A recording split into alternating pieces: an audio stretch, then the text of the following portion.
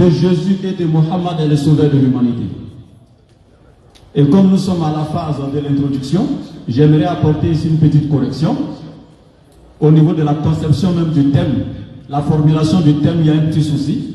Parce que ni Jésus n'est sauveur, ni Mohammed n'est sauveur. Le seul qui est le sauveur par essence et par excellence, c'est l'éternel Allah. En dehors de lui, point de sauveur. Donc on devrait plutôt dire, par qui de Jésus et de Mohammed, l'éternel sauve l'humanité.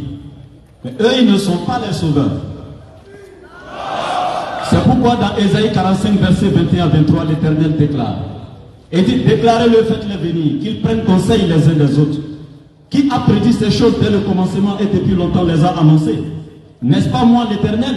Il n'y a point d'autre Dieu que moi. Je suis le seul Dieu juste et qui sauve. Tournez-vous vers moi et vous serez sauvés. Vous tous qui êtes aux extrémités de la terre, car je suis Dieu et en dehors de moi point d'autre.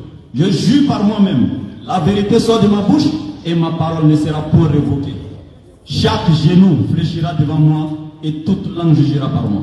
Donc le verset est clair, c'est l'Éternel seul qui est le sauveur par essence et par excellence. Cela est confirmé également dans la sourate 39, à partir du verset 60 à 61. Et au jour du jugement dernier, Allah sauvera ceux qui auront été pieux. C'est le seul qui sauve. Et Jésus lui-même va confirmer cela dans Jean chapitre 5, verset 30. Et dit, je ne peux rien faire de moi-même. Et Mohammed confirme cela dans la sourate 7, verset 188, disant aussi qu'il ne peut rien faire de lui-même. Donc c'est par l'un d'entre eux que l'Éternel va sauver l'humanité. Et pour aller rapidement, nous devons savoir, pour être le sauveur de l'humanité, il faut d'abord avoir été envoyé à toute l'humanité. Tu ne peux pas être le sauveur de l'humanité alors que tu n'as pas été envoyé à toute l'humanité. C'est absurde. Il faut d'abord être envoyé à toute l'humanité pour pouvoir être le sauveur de l'humanité. Alors qu'il n'y a aucun verset biblique, ni aucun verset coranique dans lequel l'Éternel déclare qu'il a envoyé Jésus-Christ à toute l'humanité. Ça n'existe pas.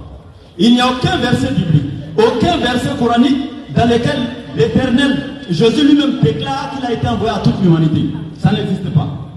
Je répète, aucun verset coranique, aucun verset biblique dans lequel Jésus déclare avoir été envoyé à toute l'humanité.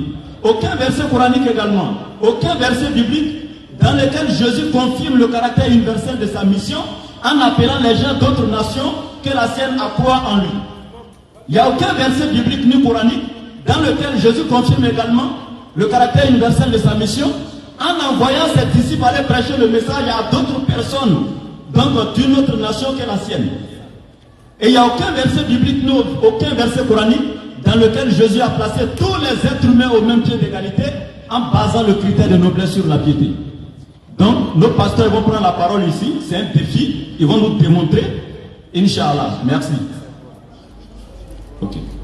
Donc, je termine, voilà, mon frère, il me laisse, voilà, donc la lecture est terminée. Donc, je disais tout simplement, je demande déjà à mes frères pasteurs de prendre la parole et de me démontrer par A plus B que Jésus a été envoyé d'abord à toute l'humanité.